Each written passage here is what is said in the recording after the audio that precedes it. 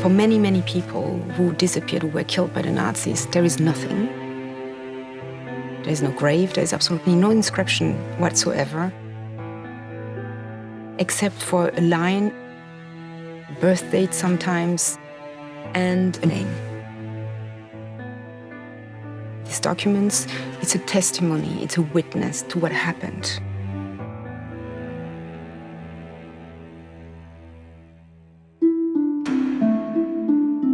The Arolsen Archives hold 30 million documents. It's the largest worldwide archive on the persecution by the Nazis and on the survivors after the war. We had the intention to publish large collections online, and we didn't have the resources. So we were very privileged to find an excellent partner with Ancestry. The partnership essentially involves the archives digitizing the millions of paper documents that they have, and Ancestry creating searchable indexes, and people everywhere can search the records for free. 7.5 years ago, I found a list from Auschwitz with my mother's signature on it. It was a list of 227 names that came from the Arolsen Archive in Germany. What you can see at the front is Auschwitz, November 29, 1944. It's a list of women prisoners. This is my mother's name. This is the number that was on her arm. This is her signature. And what's most compelling to me are the signatures, each different, each representing their personality. What I've been doing since then is going through name by name, trying to determine what happened to these girls, what's their story, where'd they come from, did they survive? I felt compelled to go to Arolsen to see if I could learn anything more, both about girls on the list as well as family members. This was a girl, 15 years old.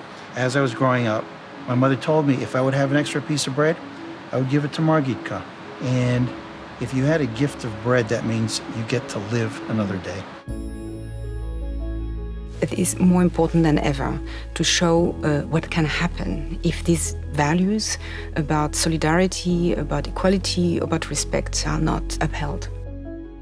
Living memory is dying for those that were involved in the Holocaust. We need to capture that information so that even when they are gone, experiences that they went through can be preserved and shared for future generations.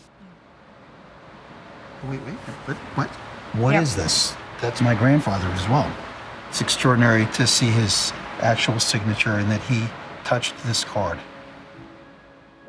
It is a privilege for us to contribute because of people like Allan, who are researching their relatives, but also other victims of the Nazis, because we contribute to the fact that they will not be forgotten. Let's see. This would be a picture of my mother in Germany. I have the ability to do this sort of research. I have the time. Many people don't.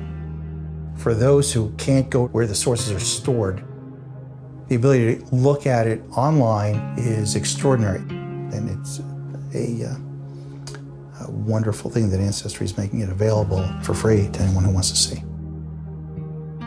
The reason I'm doing this is not so much to pass this to my children, but to their great-great-great-great-grandchildren.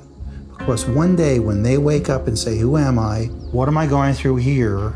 And when they look back and they see what happened with their great-great-great-grandmother and her resilience, I want them to take that lesson